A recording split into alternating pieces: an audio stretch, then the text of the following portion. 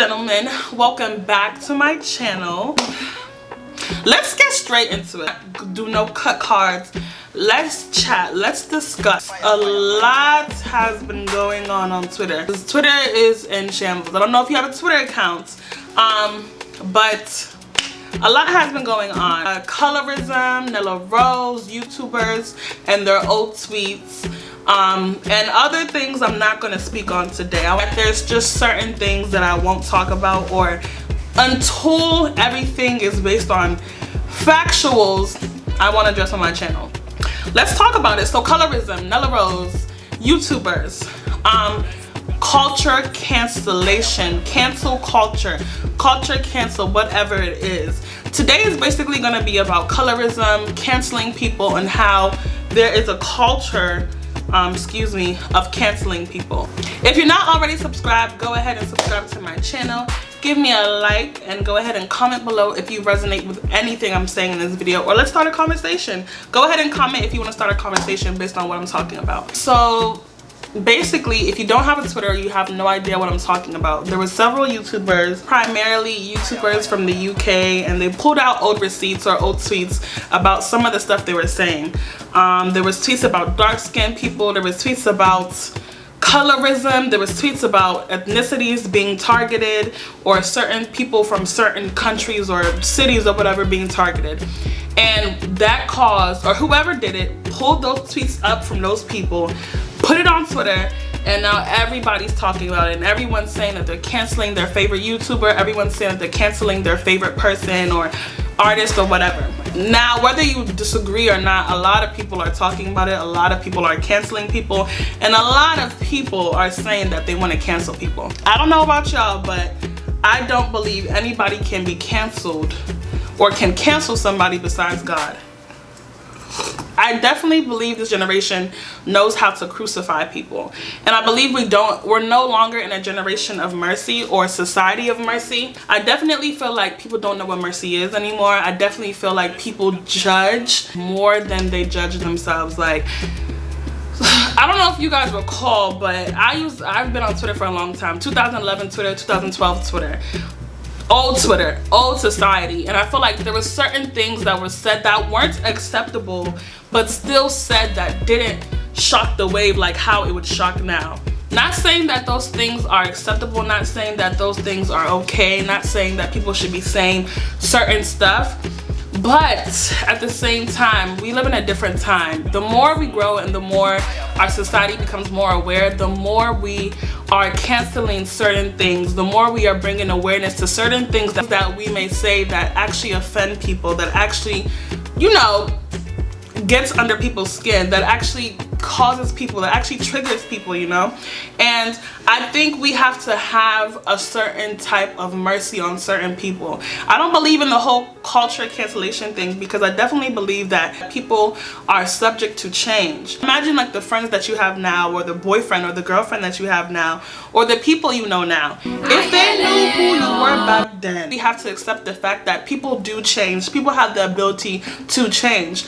Why are you canceling somebody based on their past, based on who they used to be? I understand that. I'm all for putting, you know, holding people accountable. Things should be addressed. The person that they are now, does it reflect what they were saying before?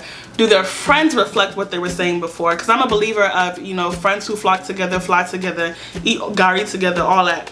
But I'm definitely like, you know, does their behavior now mimic the ideology that they were saying back then? And I want people to realize that if you are an influencer, if you're a person, the same people can uplift you, can bring you down. Like, that's why it's so important not to put your all into these influencers, or put your all into this life, that this fake life, or whoever it is, because people can support you 1 second, you mess up once, y'all gone. Influencers, or people who put their life out in the open, have to realize that it comes with a risk. Dictating who this is, or talking about your life. You choose to put it out there, so they're just naturally going to talk about it.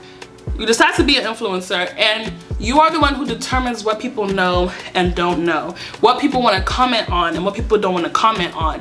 And I think that, you know, unfortunately there's people like Nella Rose or all that puts their life out there, And you know, people talk on it, people talk about it. If anything, you're canceling my past. You're not canceling me now, you're canceling who I used to be. Yeah, I even canceled that person. I don't believe this whole society or this whole lie that people are saying that you have to cancel people based on who they were.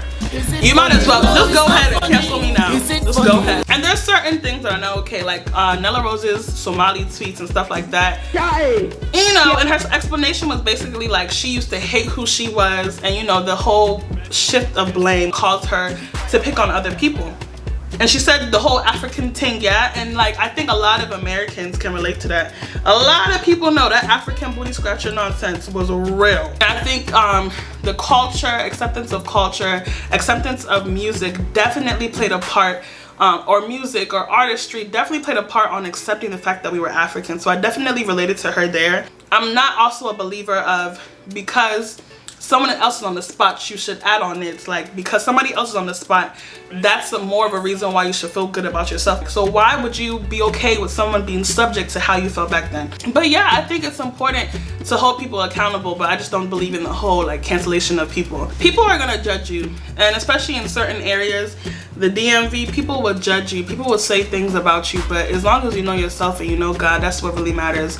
If we fix our eyes on people and we fix our eyes on what somebody thinks about you, or we fix our eyes on what this person said, you are living a dangerous life. You are living an emotionless life. You're living a sad life, because people can say anything they want about you, but if you know yourself and like you put your trust in God, you can't tell me nothing. So we're the generation that is saying the things of our forefathers are not acceptable today. Like what was acceptable back then, we're breaking taboos, we're breaking traditional curses, we're breaking generational curses.